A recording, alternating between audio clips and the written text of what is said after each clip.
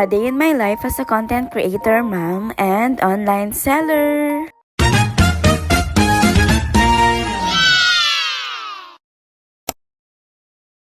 Hi guys, back again for another mini vlog.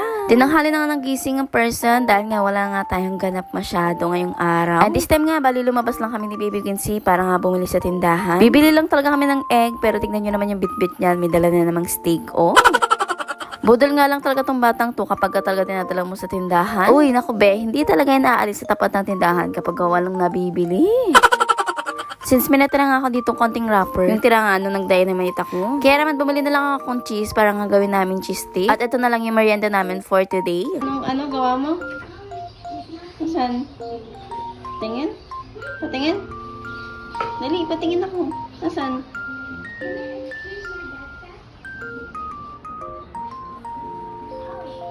Asan dyan? Ano yan? Anong tawag dyan? X. Wow, very good. Gawa ng letter X. Gawa mo ako O. Gawa ka O. Kaya mo O? At ito nga, napiliguan ko na si Baby Quincy neto. Tapos habang nagbabalot niya ako ng cheese stick dito, ay talaga namang binipida niya sa akin yung ginagawa niyang letter X daw.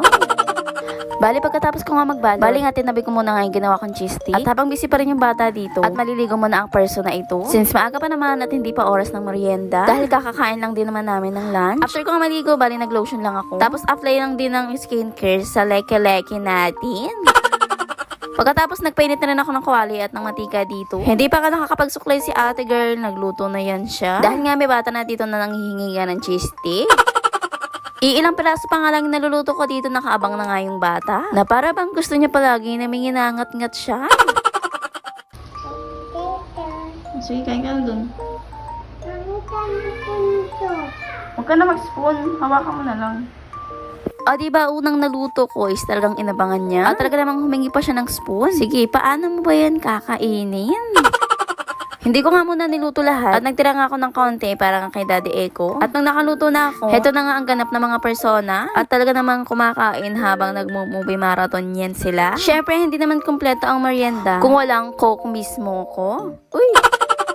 Kala ko nanonood ako sa TV, si Baby Quincy naman ay sa laptop. At talaga namang hindi nagkakaisa sa papanoodin. Ano ba alam naman manood ako ng Paw Patrol, Unicorn, at kung ano-ano pa para naman tayo naging bata niya. Hindi na tayo bata, isip bata lang, eme. This time nga, nakapagpalit na rin kami ng damit. At waiting na lang kami kay Daddy Echo dahil nga aalis kami. At tamang harutan muna ang mga persona. Pagkadating nga niya, bali nagbihis lang yan siya at umalis na rin kami kaagad. Dahil nga pupunta kami dito sa Panto. At dito nga is RJX printing siya. Dahil nga nagpahelp ang mama ni Daddy Echo about nga sa souvenirs at pinagpagawa niya nga ako. Bali in-order ko na nga lang siya online. Tapos nagpasa ako ng design. At eto nga is kukunin ko na lang siya. By the way, customized mugs nga yung in-order namin o pinagawa namin dito. At nung nakuha namin ay bumiyahin na rin kami papuntang Tatala dahil dadali na namin doon. At dahil mag-88th birthday na nga, yung biyanan nga ng biyanan ko. Kaya ito nga yung magiging souvenirs niya. Yung pinagpagawan ko nga nito is gumagawa talaga ng mga customized nga na souvenirs like birthday, christening, wedding, at nagpiprint din sila ng mga pictures at kung ano-ano pa. At kung may bet nga kayong ipagawa, bali ito nga yung page nila, dito na lang din kayo mag-message. At yung shop nga nila is sa Pantok lang, kaya pwede naman kayo mag-walk-in. Anyways, ito yung ganap namin pagpunta nga namin ng Tatala. At tamang harot lang muna tayo dito sa aso. So hanggang dito na lang mga mima ko. See you on my next vlog. Yun lang naman guys for today's video. Thank you for watching. Bye-bye!